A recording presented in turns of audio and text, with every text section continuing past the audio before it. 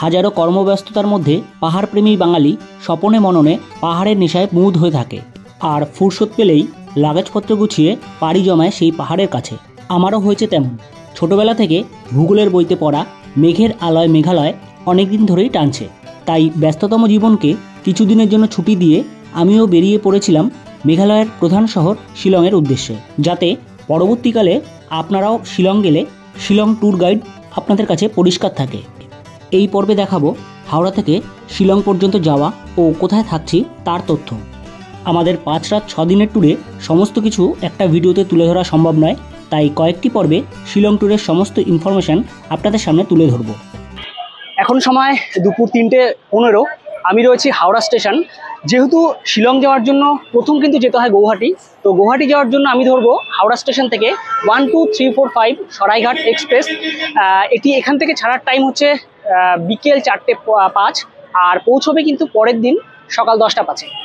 গৌহাটি পৌঁছানোর কিন্তু বেশ কিছু ট্রেন রয়েছে, তবে আমার কাছে কিন্তু এই ট্রেনটাই বেস্ট। ভিডিওটির সাথে থাকুন। এই ভিডিওতে দেখাবো হাওড়া থেকে শিলংয়ে যে হোমস্টেতে আমরা রয়েছি সেই হোমস্টে পর্যন্ত দীর্ঘ জার্নির সমস্ত খুঁটিনাটি তথ্য। সাথে দেখাবো গৌহাটি থেকে শিলং যাওয়ার যে অপশানগুলো রয়েছে, শেয়ার থেকে শুরু করে রিজার্ভ কার সমস্ত কিছু। আর দেখাবো যে হোমস্টেতে রয়েছি সেই হোমস্টের খুঁটিনাটি সমস্ত তথ্য। তো ভিডিওটির সাথে থাকুন। চলুন এবার হাওড়া স্টেশনে ঢোকা যাক।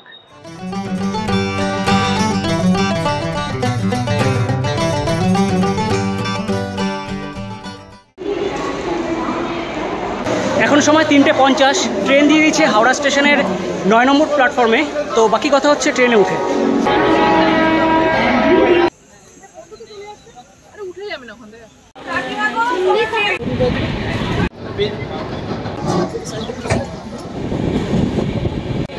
ছেড়ে দিল ট্রেন। শুরু হলো টোটাল 997 কিলোমিটার যাত্রাপথের 18 ঘন্টার train journey. 12345 Howrah Guwahati Saraighat express প্রত্যেক দিন বিকেল 4:05 হাওড়া থেকে ছেড়ে পরের দিন সকাল 10:05 পৌঁছায় গৌহাটি স্টেশনে। 957 কিলোমিটার যাত্রাপথে এই ট্রেনের মাঝে পড়ে 14টি হল্ট স্টেশন। এই ট্রেনের স্লিপার কোচ থেকে এসি কোচের ভাড়াগুলো যথাক্রমে স্ক্রিনে দেওয়া হলো। সরাইঘাট এক্সপ্রেস ছাড়াও বেশ কিছু ট্রেন কিন্তু হাওড়া থেকে গৌহাটি পৌঁছায়, সেগুলো স্ক্রিনে দিয়ে দিলাম। তাছাড়া নিউ জলপাইগুড়ি থেকেও কিন্তু বেশ কিছু ট্রেন গৌহাটি যায়। আপনারা যদি কখনো ডিরেক্ট হাওড়া থেকে গৌহাটি যাওয়ার ট্রেনের টিকিট না পান, তাহলে এনজিপি পর্যন্ত গিয়ে সেখান থেকে ট্রেন ধরে গৌহাটি পৌঁছতে পারেন। এখানে স্লিপার কোচে সেরকমভাবে দেখানোর কিছুই নেই। এদিকে 3:06 বার্থ রয়েছে। এখানে একটা মিরার রয়েছে, প্লাগ পয়েন্ট রয়েছে চার্জিংয়ের জন্য, আর কোনায় রয়েছে কিন্তু জল রাখার জায়গা, আর এই পাশে কিন্তু 2টো সিট।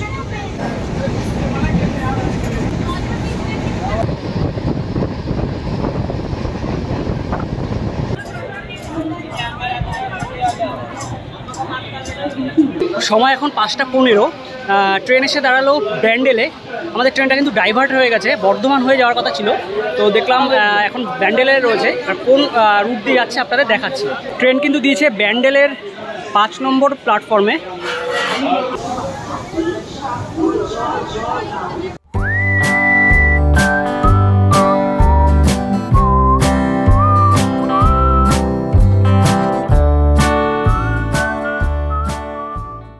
সময় এখন 6:20। ট্রেন এসে পৌঁছলো নবদ্বীপ। এখানে একটা ব্যাপার হয়েছে, আমাদের ট্রেন কিন্তু হাওড়া স্টেশন ছাড়ার পর দাঁড়ানোর কথা ছিল বর্ধমান, মানে বর্ধমান হয়ে যাওয়ার কথা ছিল, রুটটা কিন্তু ডাইভার্ট হয়ে গেছে। আমাদের ট্রেন কিন্তু ব্যান্ডেল হয়ে নবদ্বীপ হয়ে কাটোয়া হয়ে যাচ্ছে।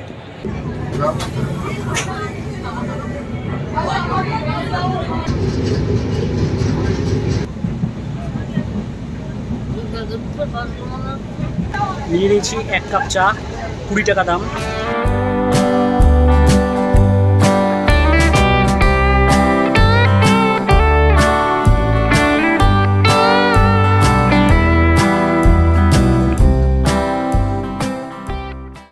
সময় এখন 7:15।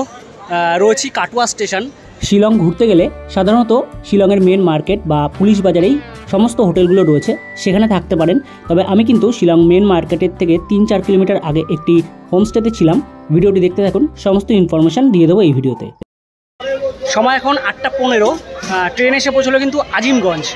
অ্যাকচুয়ালি আগেও বলেছি, যেহেতু রুট ডাইভার্ট হয়ে গেছে, আমি কিন্তু বুঝতেও পারছি না কোন রুট দিয়ে যাচ্ছে, কোন স্টেশনের পর কোন স্টেশন। তো যেগুলো আর কি আমরা পেয়ে যাচ্ছি স্টেশন, সেগুলো আপনাদের দেখানোর চেষ্টা করছি।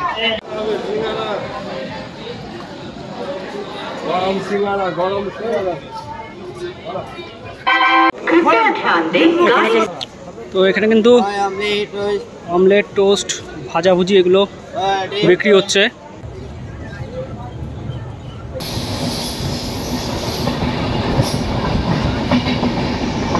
তো এবার ডিনার করে নেবো, 9:15 বাজে। আজিমগঞ্জ ছাড়িয়ে যাওয়ার পর ডিনার করে নেবো। আর এরপরে যেহেতু রাত হয়ে গেছে, সেরকম স্টেশনে দেখানোর মতো কিছুই নেই। তো ডিনার করে নেওয়ার পর লম্বা ঘুম। দেখা হচ্ছে কালকে সকালে। Good night. বাড়ি থেকে নিয়ে যাওয়া চিকেন কষা আর রুটি দিয়ে জব্বর একটা ডিনার সেরে পরের দিনের সকালের অপেক্ষায় লম্বা একটা ঘুম দিলাম। আর সত্যি কথা বলতে ট্রেনে কিন্তু আমার ঘুমটা ভালোই হয়।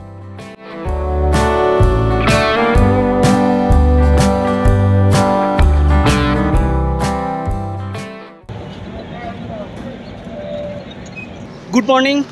এখন সকাল 8:40। আমাদের ট্রেন তার দীর্ঘ 815 কিলোমিটার পথ অতিক্রম করে এসে পৌঁছলো নিউ বঙ্গাইগাঁও স্টেশনে। অ্যাকচুয়ালি যেটা হয়েছে, হাওড়া থেকে আমাদের এই ট্রেন ছাড়ার পর বালির কাছে এসে কিন্তু ট্রেনটা আলাদা হয়ে যায়। তারপর নিউ ফারাক্কায় এসে কিন্তু আবার এই লাইনের সাথেই মেশে। যাই হোক, এই নিউ বঙ্গাইগাঁও স্টেশন সম্পর্কে যদি বলি, এটি কিন্তু আসামের একটা স্টেশন। আর এই স্টেশনের নিচ দিয়ে কিন্তু বয়ে যাচ্ছে টুনাই নদী। তাছাড়া এই স্টেশন থেকে, মানে স্টেশন পার করলে দুটো লাইন কিন্তু আলাদা হয়ে যাচ্ছে। একটা রাঙাপাড়া নর্থ হয়ে চলে যাচ্ছে ডিব্রুগড়, আর আমাদের লাইনটা চলে যাচ্ছে আর কি গুয়াহাটির দিকে। আর আমাদের এই সরাইঘাট এক্সপ্রেস এই স্টেশনে পৌঁছানোর সময় ছিল কিন্তু সকাল 6:05। প্রায় কিন্তু 2.5 ঘন্টার উপরে লেট রয়েছে। আর এই স্টেশনের পরই আসবে হচ্ছে কামাখ্যা জংশন, তারপরেই গৌহাটি। আর একটা কথা বলি, পশ্চিমবঙ্গ ছাড়ার পর আমাদের ট্রেন আসামের প্রথম যে স্টেশন ক্রস করে, সেটি কিন্তু শ্রীরামপুর, আসাম।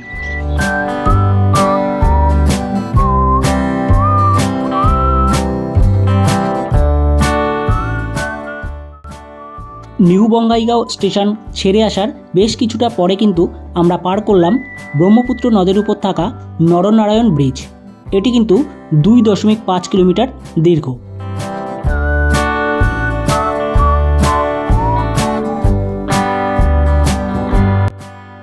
আপনাদের আরেকটি ইনফরমেশান দিয়ে রাখি, কামাখ্যা স্টেশন ঢোকার আগে অবশ্যই করে কিন্তু ট্রেনের জানলায় চোখ রাখবেন, কারণ স্ক্রিনে যে লেকটি দেখছেন এটা হচ্ছে ডিপোর বিল। কামাখ্যা স্টেশনের আগে কিন্তু সুদৃশ্য এই লেকের সৌন্দর্য উপভোগ করতে একদম ভুলবেন না।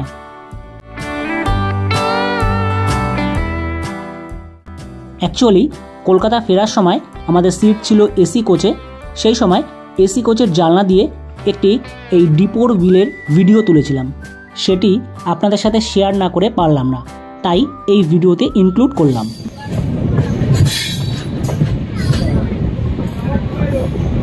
সময় এখন দুপুর 12টা। আমাদের ট্রেন 990 কিলোমিটার পথ অতিক্রম করে এসে পৌঁছলো কামাখ্যা জংশন স্টেশনে। ট্রেন কিন্তু প্রায় 2.5 ঘন্টার উপরে লেট, পুরো যাতা অবস্থা। কখন গিয়ে শিলং পৌঁছবো বুঝতে পারছি না। আর একটা কথা বলি, আপনারা যারা কামাখ্যা মন্দিরে যাবেন তারা কিন্তু এই কামাখ্যা জংশনও নামতে পারেন। এখান থেকে দূরত্ব হচ্ছে মন্দিরের 5-6 কিলোমিটারের মতো। আর আমরা যাব যেহেতু গৌহাটি স্টেশন, ওখানে নামবো। এখান থেকে Guwahati station 7 kilometre.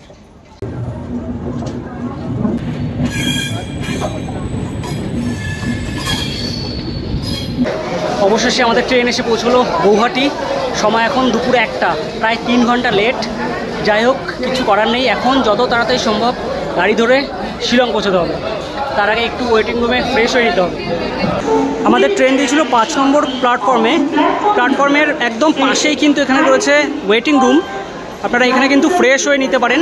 Per head 20 টাকা করে লাগছে।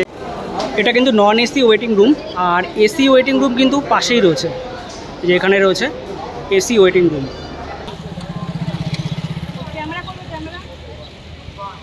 স্টেশন থেকে বেরোলেই কিন্তু একদম এদিকটা দিয়েও বেরোতে পারেন, আমরা এই পাশটা দিয়ে বেরোলাম। এদিকটাকে দিয়ে বেরোলে কিন্তু সামনে সমস্ত ট্যাক্সি বা বড় গাড়ি, ছোট গাড়ি এগুলো কিন্তু সব পেয়ে যাবেন। আমরা যেহেতু গ্রুপে 7 জন রয়েছি, তাই আমরা একটা বড় গাড়ি রিজার্ভ করে নিয়েছি, আর্টিকা। এটা ভাড়া নিয়েছি 4000 টাকা।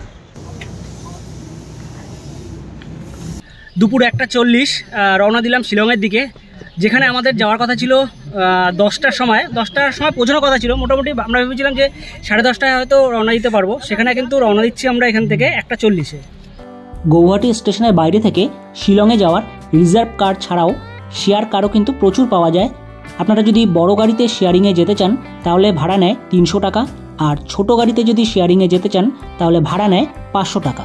আর রিজার্ভ কারে গেলে বড় গাড়ি নেয় 3 থেকে 3500-এর মধ্যে, আর ছোট গাড়ি নেয় 2 থেকে 2500-এর মধ্যে। তাছাড়া সুমো টাইপের গাড়িতে যদি যেতে চান তাহলে ভাড়া লাগে 4000 টাকার মতো। কোথাও ঘুরতে গেলে গাড়ির ড্রাইভার যদি কিছুটা ট্যুর গাইডের কাজ করে দেয় তাহলে সেই ভ্রমণটা কিন্তু অনেক আরামপ্রদ হয়ে থাকে। ঠিক তেমনই আমরাও পেয়েছিলাম তেমন এক ড্রাইভার দাদাকে, যার নাম রাজু। আমি ওর নাম্বার স্ক্রিনে দিয়ে দিলাম, আপনারা যোগাযোগ করে নিতে পারেন। আমরা আমাদের এই জার্নিতে 3টে স্টেটকে কিন্তু কভার করছি। প্রথমে ছিলাম আমাদের রাজ্য ওয়েস্ট বেঙ্গলে, তারপরে এখন রয়েছি আসামে, এরপর এখান থেকে যাচ্ছি কিন্তু মেঘালয়। গুয়াহাটি ছাড়ার পর এখানে একটা ব্যাপার দেখাই, কিছুটা আসার পর কিন্তু এই যে ডিভাইডারের ওপাশের রাস্তাটা, ওটা কিন্তু মেঘালয়ের মধ্যে পড়ছে, আর আমরা যাচ্ছি কিন্তু আসামের মধ্যে দিয়ে। মানে একটা ডিভাইডার কিন্তু দুটো রাজ্যকে আলাদা করেছে। এখানে জোড়াবাট এই জায়গাটার এখান থেকে এই যে ব্রিজটা চলে যাচ্ছে, এটা কিন্তু কাজিরাঙার দিকে যাচ্ছে, আর আমরা যাচ্ছি এই পাশটা।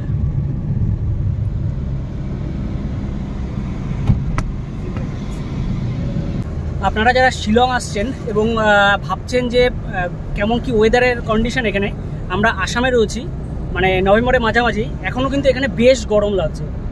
আর শিলংয়ে কেমন কি হবে সেটা তো গিয়ে বুঝতে পারবো।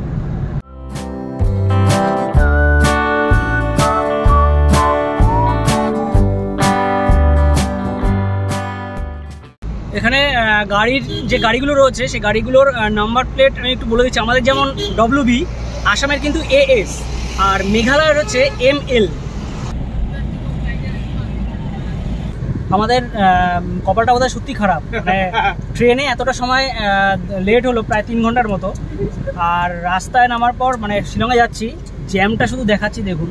মানে এখনও আমরা মানে লাঞ্চ করব, 3টে বেজে গেছে, এখনও লাঞ্চ করতে পারছি না, মানে যেখানে গিয়ে লাঞ্চ করবো আর কি। প্রচুর মানে জ্যাম রয়েছে রাস্তায়। সময় এখন 3:20। আমরা শিলং যাওয়ার পথে নংপু বলে একটা জায়গায় দাঁড়ালাম, এখানে লাঞ্চ করে নেব। সকাল থেকে কিন্তু সেই অর্থে ব্রেকফাস্ট করিনি। এখানে এই হাইওয়ে ধাবাতে দাঁড়ালাম।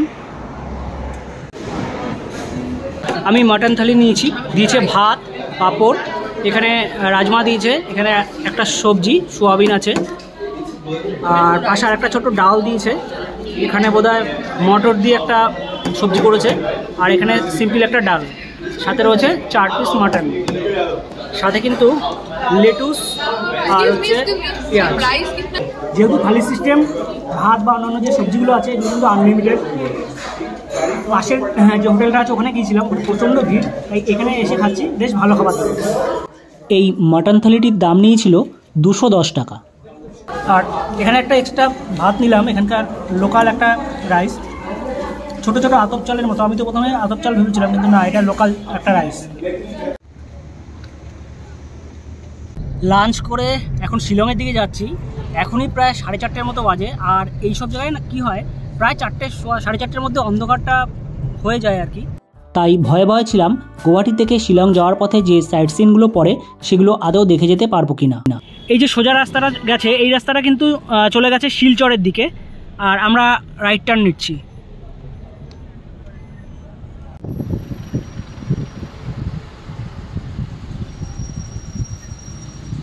এখন সময় প্রায় 5:30, এসে পৌঁছলাম উমিয়াম লেকের কাছে।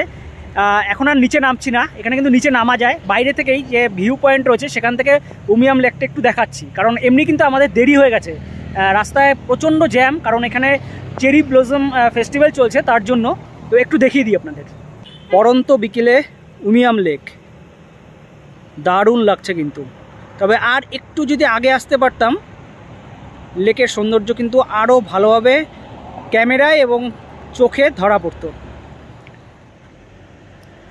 দূরের পাহাড়ে আলোর বিন্দু ফুটে উঠেছে, আর নিচে কিন্তু এই সুদৃশ্য লেকটি দারুণ লাগছে। আর সামনে গেলে কিন্তু নিচে নামার জায়গা রয়েছে, যেখানে গেলে আপনারা কিন্তু বোটিং করতে চাইলে বোটিংও করতে পারেন। এখানে কিন্তু বোটিংয়ের ব্যবস্থা রয়েছে।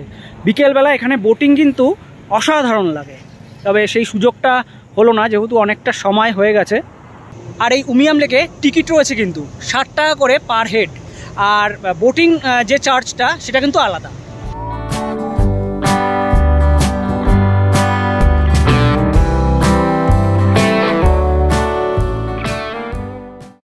উমিয়াম লেক ছাড়ার পর থেকে বিভৎস জ্যামে পড়েছি, মানে গাড়ি একটু যাচ্ছে আবার থেমে যাচ্ছে, কখন যে পৌঁছবো হোমস্টেতে বুঝতে পারছি না।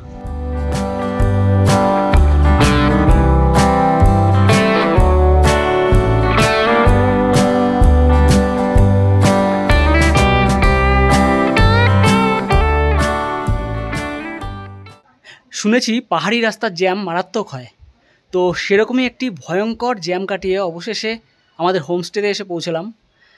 অ্যাকচুয়ালি এখানে একটা ফেস্টিভ্যাল চলছে, চেরি ব্লজম, তো তার জন্য রাস্তায় মারাত্মক জ্যাম ছিল। আমরা রওনা দিয়েছিলাম কিন্তু 1:40, দুপুর 1:40 এসে পৌঁছলাম 8টার সময়। বুঝে নিন কতটা সময় রাস্তায় লেগেছে। আর আমরা যে হোমস্টেতে রয়েছি সেটি কিন্তু মেইন যে পুলিশ বাজার মানে শিলংয়ের, তার 5-6 কিলোমিটার আগে লাইট মুখরা বলে একটা জায়গায় এখানকার একটা হোমস্টেতে। তো একটু ছোট করে দেখিয়ে দেবো এখনই হোমস্টেটা এবং হোমস্টের রুমগুলো। এখানে রয়েছে আমাদের একটা রুম, আর এই পাশে আর একটা রুম রয়েছে। টোটাল কিন্তু 7টা রুম রয়েছে এই হোমস্টেতে। এই পাশে একটা রুম রয়েছে, আর এখান থেকে কিন্তু দারুণ একটা হিল ভিউ পাওয়া যায়, দূরে আলোর বিন্দু, যেটা পাহাড়ের একটা ট্রেডমার্ক বলতে পারেন। তো চলুন আমি যে রুমটিতে রয়েছি একটু দেখিয়ে দিই। এখানে একটা সিঙ্গেল খাট রয়েছে, এখানে একটা খাট রয়েছে, আর ওপাশে আর একটা রুম রয়েছে দেখাচ্ছি। তার আগে দেখাই, এখানে চেয়ার রয়েছে, এখানে একটা জানলা রয়েছে, এখানে জিনিসপত্র রাখার একটা জিনিস, এখানে টেবিল রয়েছে, আর এখানে তো ব্ল্যাঙ্কেট রয়েছে শীতের জায়গা যেহেতু। এখানে ওয়াইফাই রয়েছে, হ্যাঙ্গার রয়েছে। আর এদিকের যে রুমটা রয়েছে সেটাও একটু দেখিয়ে দিই। আর এখানে কিন্তু মোটামুটি 3 জন থাকার মতো একটা খাট রয়েছে। এখানে 3 জন, আর এখানে মোটামুটি একজন করে 2 জন, হ্যাঁ মোট 5 জন কিন্তু থাকার মতো এই দুটো ঘর মিলে স্পেস। এখানে মিরর রয়েছে, একটা হ্যাঙ্গার আছে, এখানে গিজার রয়েছে, ওয়াশরুম রয়েছে, এখানে একটা শাওয়ার আছে,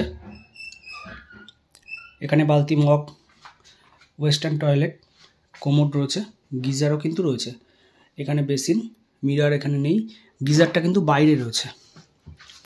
আর রুম থেকে বেরোলে কিন্তু একটা ছোট্ট করে একটা ভিউ দেখাই, এখান থেকে কিন্তু দারুণ একটা ভিউ পাওয়া যায়, একদম শিলং মার্কেটে কিন্তু এখান থেকে দেখা যায়। দিনের বেলা আরও ভালো দেখা যাবে, আপনাদের দিনের বেলা একবার দেখাবো। পরের ভিডিওতে থাকবে দিনের বেলার এই হোমস্টের সমস্ত বর্ণনা। এই এইচডি হোমস্টেতে টোটাল 7টা রুম রয়েছে। এখানে কিন্তু মোটামুটি ভাড়া থাকে 2,500 থেকে 3,000 টাকার মতো। আর এই রুমগুলোতে মোটামুটি 4 থেকে 5 জনের মতো কিন্তু অ্যাকোমোডেশন রয়েছে। তো যাই হোক, ভিডিওটি কেমন লাগলো কমেন্ট করে জানাবেন। যদি ভালো লেগে থাকে লাইক করবেন একটা, আর আমাদের চ্যানেলে নতুন এসে থাকলে চ্যানেলটি সাবস্ক্রাইব করে পাশে থাকবেন। আর কালকে কিন্তু যাব চেরাপুঞ্জি সাইট সিনে। তো এর পরের ভিডিওগুলি যদি পরপর দেখেন তাহলে শিলং ট্যুর গাইড কিন্তু আপনাদের অনেকটাই সুবিধা হয়ে যাবে। তো ভালো থাকবেন সবাই, দেখা হচ্ছে সামনে নতুন ভিডিওতে।